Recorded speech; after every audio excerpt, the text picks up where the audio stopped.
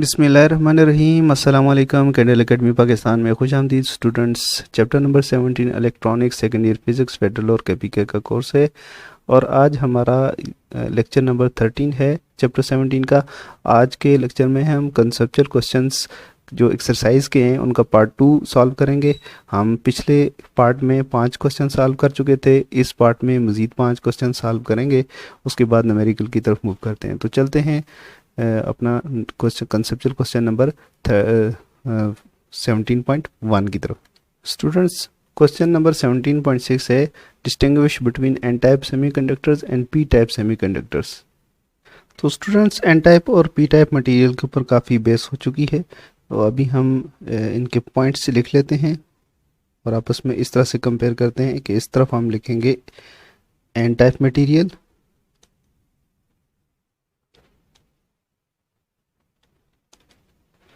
और इस तरफ हम लिखते हैं पी टाइप मटेरियल।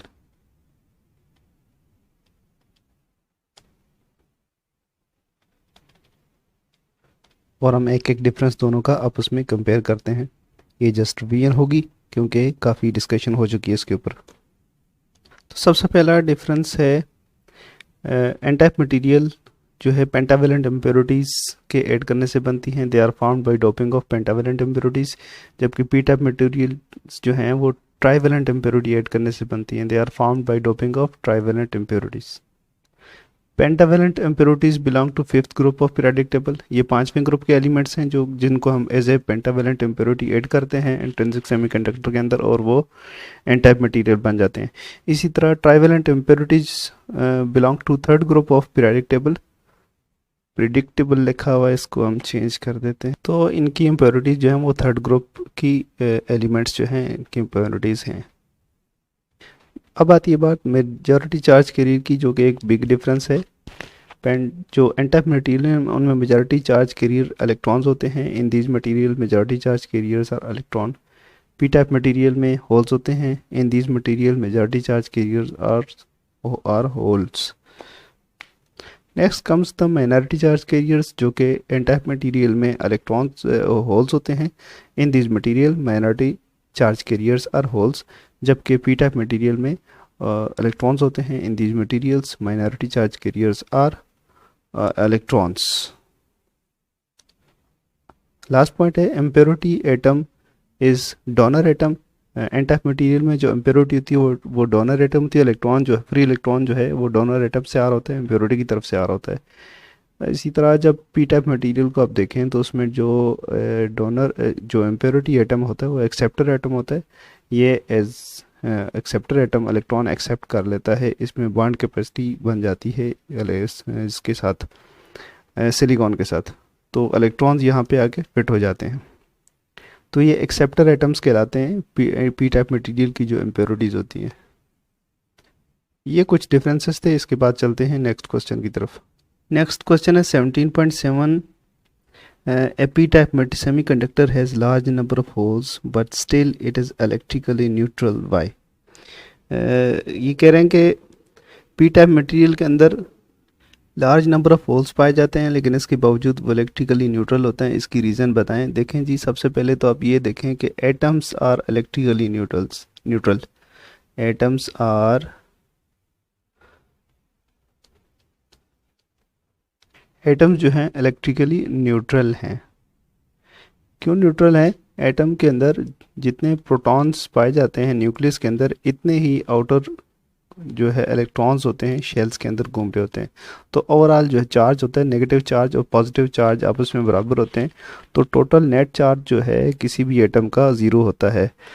इसी तरह जब दो एटम आपस में एक दूसरे के साथ मिलते हैं, बॉन्ड बना लेते हैं, तो एक मॉलिक्यूल बन जाता है। जिस तरह अगर ये सिलिकॉन अगर आप इसे समझ लें तो इसके साथ अगर इम्प्योरिटीज़ के एटम ऐड हुए तो इनका आपस में बॉन्ड बन गया, तो ओवरऑल अब भी इनका जो चार्ज है टोटल जो है वो न्यूट्रल है। तो मॉलिक्यूल्स भी इलेक्ट्रिकली न्यूट्रल होते हैं।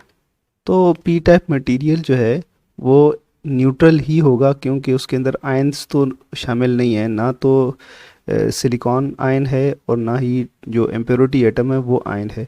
तो एटम ही एक दूसरे से मिले हैं, तो नए बनने वाला जो मटेरियल होगा वो भी इलेक्ट्रिकली न्यूट्रल होगा, क्योंकि इसमें भी टोटल नंबर ऑफ नेट जो अमाउंट ऑफ इलेक्ट्रॉन्स होगी, क्वांटिटी ऑफ इलेक्ट्रॉन्स होगी, वो प्रोटॉन्स के बराबर होंगी, इसलिए टोटल चार्ज ज़ीरो होगा, इसलिए इलेक्ट्रिकली न्यूट्रल है।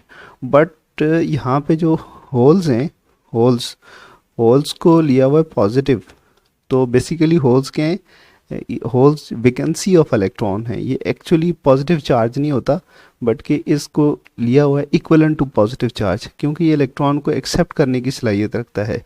ये बेसिकली एक बॉन्ड कैपेसिटी है। Hole is actually bond capacity which can accept the electron. तो होल की इसी एबिलिटी की वजह से इसको पॉजिटिव चार्ज कंसिडर किया जाता है, क्योंकि ये इलेक्ट्रॉन को एब्जॉर्ब कर सकता है, एक्सेप्ट कर सकता है, लेकिन ये एक्चुअल चार्ज नहीं है। अब अगर पी टाइप मटेरियल बना हुआ है, तो पी टाइप मटेरियल डोपिंग से बना है। सिलिकॉन जो है वो न्यूट्रल थी, सिलिकॉन का जो क्रिस्टल था वो न्यूट्रल था, उसके अंदर न्यूट्रल एटम आपने ऐड कर दिए, तो न्यूट्रल एटम ऐड करने से उसके ऊपर कोई चार्ज तो नहीं आएगा, वो आयनाइज तो नहीं होगा, वो भी टोटल नेट फिर भी नेट उसकी जो हैसियत रहेगी वो इलेक्ट्रिकली न्यूट्रल ही रहेगी। इसलिए पी टाइप मटेरियल जो है उसमें नंबर ऑफ होल्स बहुत ज़्यादा होते हैं, मेजॉरिटी चार्ज कैरियर्स हैं, but still it is electrically neutral, क्योंकि total number of electrons and protons are equal to each other. Question 17.8 है, explain why common emitter configuration is widely used in amplifier circuits. Common emitter amplifier जो है वो ज़्यादा use किया जाता है और उसकी वजह पूछी हुई है, तो उसके हम कुछ पॉइंट्स आपको लिखा देते हैं यहाँ पे। कॉमन एमिटर कॉन्फ़िगरेशन की ये क्वालिटी है कि वो वोल्टेज गेन और करंट गेन दोनों प्रोवाइड करता है, तो इस वजह से पावर गेन उसका ज़्यादा होता है। कॉमन बेस या कॉमन कलेक्टर में ऐसा मुमकिन नहीं है कि एट द सेम टाइम आपको वोल्टेज गेन भी मिल रहा हो और करंट गेन भी मिल रहा हो। तो इस तरह से लिख सकते हैं, common emitter is most widely used because it provides the voltage gain required for the most of the day-to-day applications for pre-amplifier and power amplifiers. This is not possible in common base mode. तो pre amplifier और power amplifier में ज़्यादातर common emitter ही use होते हैं, क्योंकि इनका voltage gain ज़्यादा होता है। कॉमन एमिटर कॉन्फ़िगरेशन जो उसकी ट्रांस कंडक्टेंस ज़्यादा होती है, जो कि एक तरह से वोल्टेज गेन ही है। तो इट इज़ इस तरह लिख सकते हैं, it also provide the maximum transconductance और voltage gain for a given load. एक गिवन लोड के लिए ये मैक्सिमम वोल्टेज गेन प्रोवाइड कर देता है, जो ट्रांस कंडक्टेंस कहलाती है। कॉमन एमिटर कॉन्फ़िगरेशन का मीडियम वोल्टेज गेन और मीडियम करंट गेन होता है, जिसकी वजह से इसका पावर गेन बहुत ज़्यादा बढ़ जाता है, जबकि कॉमन कलेक्टर या कॉमन एमिटर में वोल्टेज गेन बहुत ज़्यादा होता है या करंट गेन बहुत ज़्यादा होता है, तो ओवरऑल पावर गेन उनका कम होता है। तो जबकि कॉमन एमिटर में medium power gains, medium voltage gain और मीडियम करंट गेन की वजह से टोटल पावर गेन जो है मल्टीप्लाई होकर, जिस तरह का हमें पता है कि पी किसके बराबर होता है, आई वी के बराबर, तो पावर गेन इसका दोनों से ज़्यादा हो जाता है। इस तरह लिख सकते हैं, the common emitter configuration has highest power gain combined with medium voltage and current gain. Common emitter amplifier जो है 20 dB तक सिग्नल को बढ़ा सकते हैं, जो कि 100 टाइम्स बनता है। इसको ऐसे ही ये सिग्नल एम्पलीफायर्स में ज़्यादा यूज़ होता है कम्युनिकेशन में, क्योंकि कम्युनिकेशन में जो रिसीव्ड सिग्नल होता है एंटीना से वो बहुत लो होता है, उसका एम्पलीट्यूड बहुत कम होता है, जबकि कॉमन एमिटर कॉन्फ़िगरेशन जो है उसको बढ़ाने में काफ़ी अहम किरदार अदा करती है। The ability of this configuration to increase the input signal power by 20 dB, जो कि 100 टाइम्स बनता है, and more is widely used as signal amplifiers in the communication। तो इसका जो पावर गेन है वो 20 dB या इवन 20 dB से या 100 टाइम्स से भी ज़्यादा हो सकता है।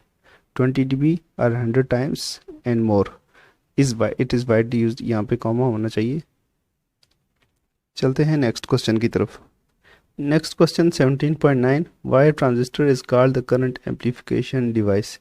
देखें, करंट जो है एम्पलीफिकेशन, ट्रांजिस्टर जो है करंट एम्पलीफिकेशन डिवाइस इसलिए है क्योंकि हमने देखा है यहाँ पे जो बेस करंट होता है, base current IB, small amount of IB current transistor से फ्लो करता है, तो उसकी वजह से आईसी करंट जो है, large amount of IC current जो है बिटवीन एमिटर एंड कलेक्टर जो है सेटअप हो जाता है। तो इसलिए यहाँ पे अगर थोड़ी सी चेंज हम आईबी के अंदर करते हैं तो यहाँ पे बहुत बड़ी चेंज आई सी के अंदर आ जाती है। इसको मैथमेटिकली इस तरह से लिखते हैं, beta is equal to delta I C upon delta I B, या अगर हम डेल्टा आई सी लिखना चाहें तो इस तरह से लिख सकते हैं, beta times delta I B. यानी स्मॉल अमाउंट ऑफ करंट, अगर स्मॉल अमाउंट ऑफ चेंज करते हैं हम बेस करंट के अंदर, तो वो बीटा टाइम्स हो जाती है कलेक्टर करंट, उसका बीटा टाइम्स बन जाता है। अगर बीटा की वैल्यू यहाँ पे हो 400 मिसाल के तौर पर, तो आप देख सकते हैं कि अगर हम थोड़ा सा करंट को, बेस करंट को अगर बढ़ा देते हैं तो वो 400 टाइम्स बढ़ जाता है। यानी 1 मिली एम्पेयर भी अगर आप बढ़ाते हैं तो 400 मिली एम्पेयर जो है वो बढ़ जाता है कलेक्टर करंट। तो इस वजह से करंट, जो ट्रांजिस्टर है बेसिकली करंट एम्पलीफिकेशन डिवाइस है, और ख़ास तौर पे जो इसकी कॉमन एमिटर कॉन्फ़िगरेशन है ये यूज़ होती है ज़्यादातर एम्पलीफायर के अंदर। कॉमन एमिटर कॉन्फ़िगरेशन यूज़ होती है पिछले क्वेश्चन में, जो कि डिस्कस भी हो चुका है। तो मीडियम करंट गेन यहाँ से मिल जाता है, और ओवरऑल आपको हाई पावर गेन इससे मिल जाता है कॉमन एमिटर कॉन्फ़िगरेशन की मदद से। यहाँ पे आखिरी क्वेश्चन ये पूछा हुआ है, a doped semiconductor has 10 into 10 to power 1 into 10 to power 10 silicon atoms and 10 trivalent atoms. If the temperature is 25 degrees centigrade, how many free electrons and holes are there inside the semiconductor? इस question को पहले समझ लें, फिर इसको solve करना मुश्किल नहीं होगा। यहाँ आपको सेमीकंडक्टर के एटम्स गिवन हैं, कितने हैं, 1 इंटू 10 टू पावर 10 सिलिकॉन के एटम्स है, और ट्राइवेलेंट एटम्स 10 है। तो इन एटम्स को इसके अंदर डाल के भी कोई फ़र्क पड़ने वाला नहीं है, क्योंकि 10 टू पावर 10 बहुत ज़्यादा क्वांटिटी बनती है। इसलिए टोटल आपके पास जो एटम होंगे, टोटल एटम कितने होंगे जी, इक्वल टू n, और ये होंगे आपके पास 1 इंटू 10 टू पावर 10। ये ऐड करने के बाद भी कोई इतना ख़ास फ़र्क पड़ने वाला नहीं है। तो टोटल आपके पास नंबर ऑफ़ एटम्स कितने हैं, 1 इंटू 10 टू पावर 10 एटम्स हैं ये सिलिकॉन के। तो इसके बाद क्या है जी, टेम्परेचर कितने हैं, 25 degree centigrade. How many free electrons and holes are there inside the semiconductor. तो थर्मली एक्साइटेड इलेक्ट्रॉन्स जो हैं, जो वो हमने फाइंड करने हैं, जो इलेक्ट्रॉन होल पेयर जनरेट हो रहे हैं टेम्परेचर की वजह से। तो इसको सॉल्व करने का तरीका क्या है, हम ये देखेंगे कि जितना टेम्परेचर है, इस टेम्परेचर से ये जो इतनी एनर्जी बन रही है, हम इससे कितने बांड तोड़ सकते हैं। क्वेश्चन फिर समझ लें, आपके पास इतने इलेक्ट्रॉन्स, इतने एटम्स हैं सिलिकॉन के, 1 इंटू 10 टू पावर 10, और टेम्परेचर 25 डिग्री सेंटीग्रेड है। तो पूछा हुआ है कि कितने इलेक्ट्रॉन्स और होल्स यहाँ पे मौजूद होंगे। तो हम ये फाइंड करेंगे कि कितने बांड टूट सकते हैं। जितने बांड टूटेंगे इतने इलेक्ट्रॉन पेयर होल जनरेट होंगे। तो सबसे पहले तो बांड तोड़ने का हमें पता होना चाहिए कि सिलिकॉन का बांड तोड़ने के लिए कितनी एनर्जी चाहिए। तो सिलिकॉन का बांड तोड़ने के लिए आपको एनर्जी चाहिए होती है 1.09 electron volt. 1.09 electron volt energy चाहिए एक बॉन्ड को तोड़ने के लिए। ठीक है जी, तो ये हमारे पास एनर्जी, एक बॉन्ड को तोड़ेंगे तो एक इलेक्ट्रॉन और एक होल बनेगा, 1.09 इलेक्ट्रॉन वोल्ट दें।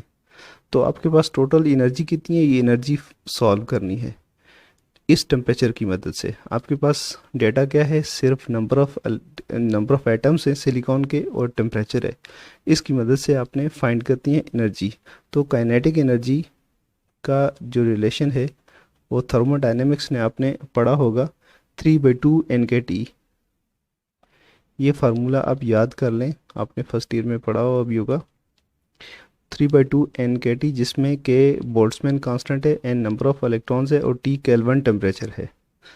तो केल्विन टेम्परेचर कितना है ये भी लिख लेते हैं। केल्विन टेम्परेचर आपका बनेगा 25 डिग्री सेंटीग्रेड अगर आपका हो तो ये 298 केल्विन बनता है। यहाँ पे हम केल्विन टेम्परेचर एंटर करेंगे तो हमारे पास काइनेटिक एनर्जी आ जाएगी मॉलिक्यूल्स की। अगर यानी जितनी हमने हीट प्रोवाइड की उससे इतनी काइनेटिक एनर्जी बन रही है, तो फिर हम देखेंगे कि इस एनर्जी से कितने बॉन्ड टूट सकते हैं, क्योंकि एक बॉन्ड को तोड़ने की एनर्जी हमारे पास मौजूद है। अब हम इसको अब कर सॉल्व करते हैं। 3/2 multiplied by 1 into 10 multiplied by ये 1.38 है बोल्ट्जमैन कांस्टेंट, 1.38 इंटू 10⁻⁻23 और इसके साथ केल्विन टेम्परेचर 298 आप मल्टीप्लाई करेंगे तो ये आपके पास एनर्जी आ जाएगी जूल्स के अंदर। इसको आप सॉल्व करेंगे तो ये कुछ बनेगा 6.17 इंटू 10⁻11 जूल्स। ये जो एनर्जी हमारे पास आई है 10⁻10 सिलिकॉन एटम्स की 25 डिग्री सेंटीग्रेड पर काइनेटिक एनर्जी बनती है 6.17 इंटू 10⁻11 जूल्स। और एक बॉन्ड को तोड़ने के लिए एनर्जी 1.09 इलेक्ट्रॉन वोल्ट एनर्जी चाहिए। तो हमने सबसे पहले ये करना है कि ये जो एनर्जी है इसको हम इलेक्ट्रॉन वोल्ट में कन्वर्ट करेंगे।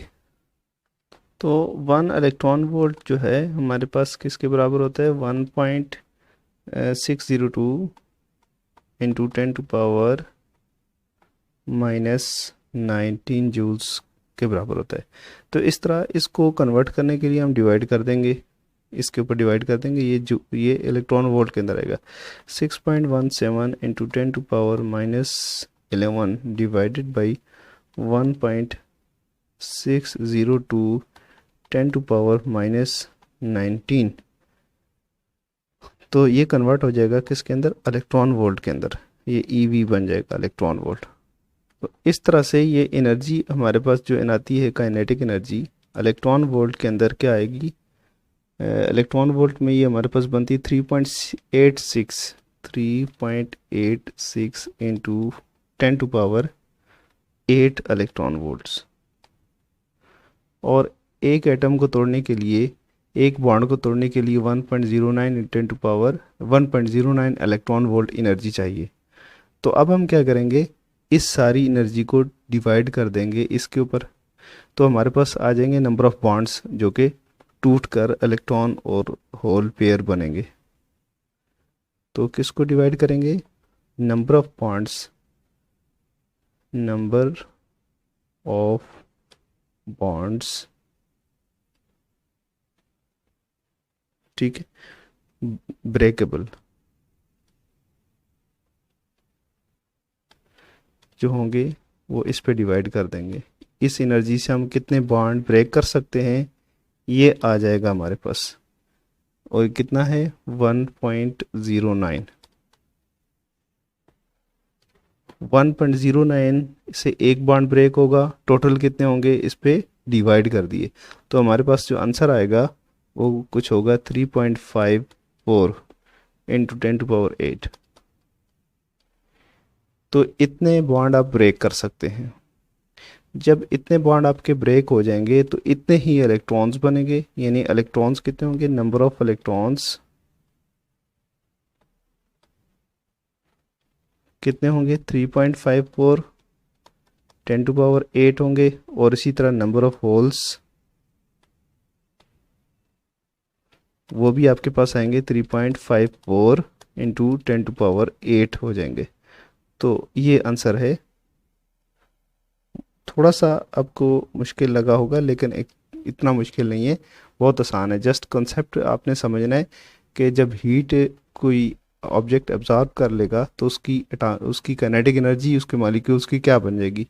काइनेटिक एनर्जी इस थ्रेशोल्ड को अगर क्रॉस करती है तो एक बॉन्ड टूट सकता है। कितने बॉन्ड आपके टूट सकते हैं वो टोटल एनर्जी को डिवाइड कर दें तो आपके पास ये आंसर आ जाएगा। इसके साथ ही हमारा आज का लेक्चर ख़त्म हुआ। इजाज़त दीजिए, अल्लाह हाफिज़।